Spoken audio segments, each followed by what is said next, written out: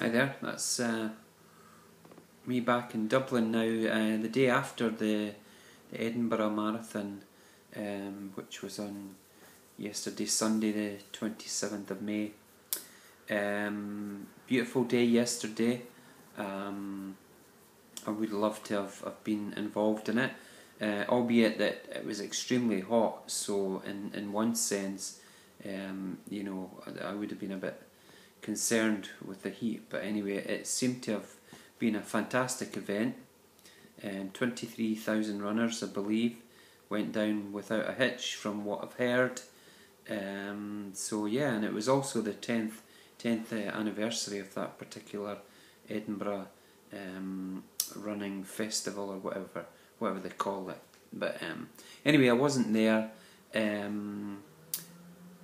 I went back to the hospital last Friday, hoping that they would take my cast off and you know, do an X-ray again and tell me that everything was hunky-dory. But I suppose I was a little naive and maybe just a little bit too hopeful that they'd be able to tell me that so soon. Anyway, I went along to the hospital. They didn't take another X-ray. They took the old cast off and put a new one on, which I have to keep in place for 4 weeks now. So that's up till the 22nd of June. So Cork is obviously definitely out. Cork Marathon's a week today, Monday the 4th of June, so I'll be missing that one. But I'm hoping that when I go back in 4 weeks' time, they'll say, yep, it's healed up, and then I'll maybe start some light running with a view to running the July Marathon in Dundee. That's towards the end, I think about the 29th, maybe the week before. But I'll see. I can't say at all at the moment how likely that is until my foot's X-rayed and maybe I get the chance to get on with it. The break itself was the fracture's called a Jones fracture, which is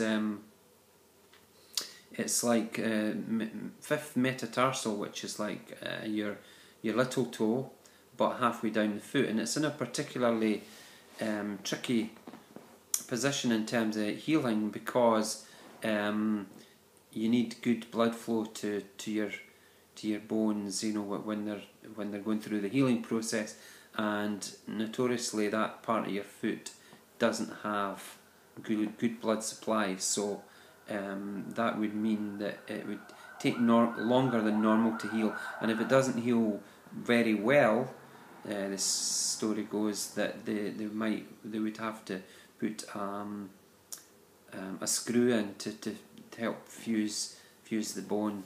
But when I went to the hospital on Friday, the physician was looking at the X-ray and said we're not going to have to do another procedure, which is great news, obviously, as far as I'm concerned.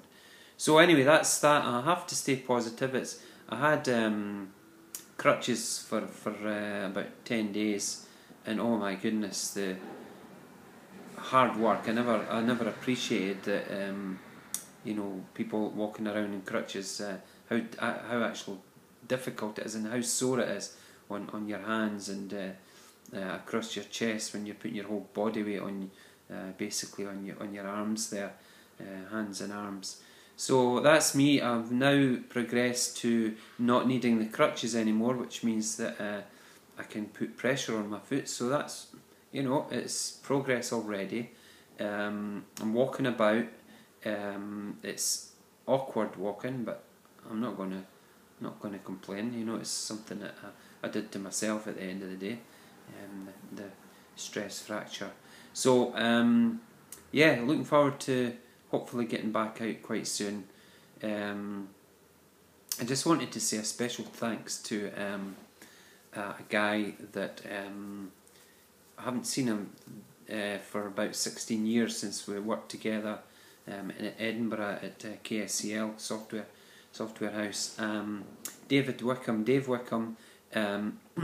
He was a placement student when I worked for a software house in Kinross, way back in the, about 1990, 91, I think he came along, as he would only be about 18 or 19 at the time, and he came as a placement student.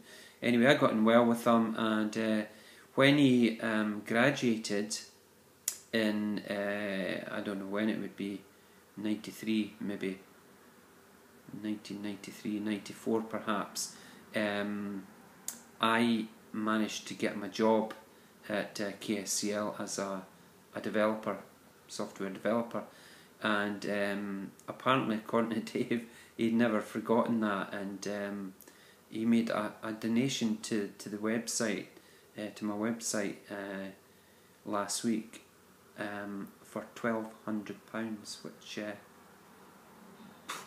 what can I say to that? It's just unbelievable. Such generosity.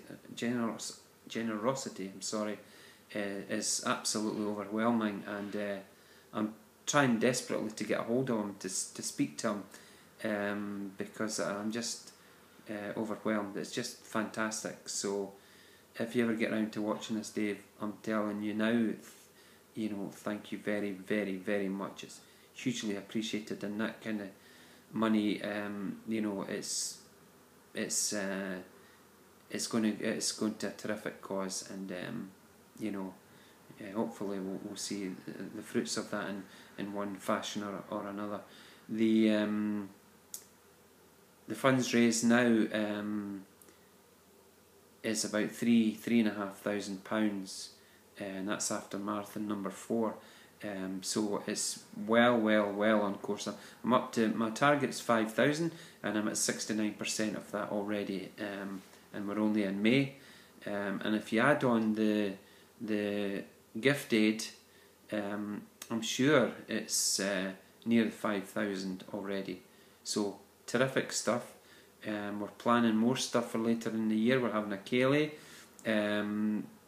People at my wife's work, wee Goldie, is been making her jam, and she's I'm hoping she's going to do that again later in the year, and she's made more money for the cause out of that.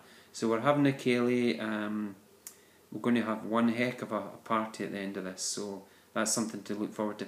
And I made a commitment to running 12 marathons, and I know that I'm missing out on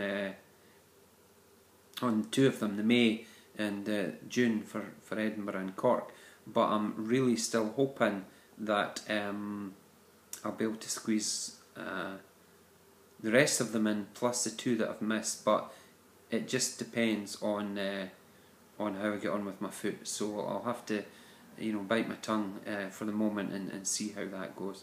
So that's me for the moment, back in Dublin, staying positive, and watch your space. Let's see if we can move forward and get this money raised, and hunky dory. Okay, speak to you all again soon. Bye bye.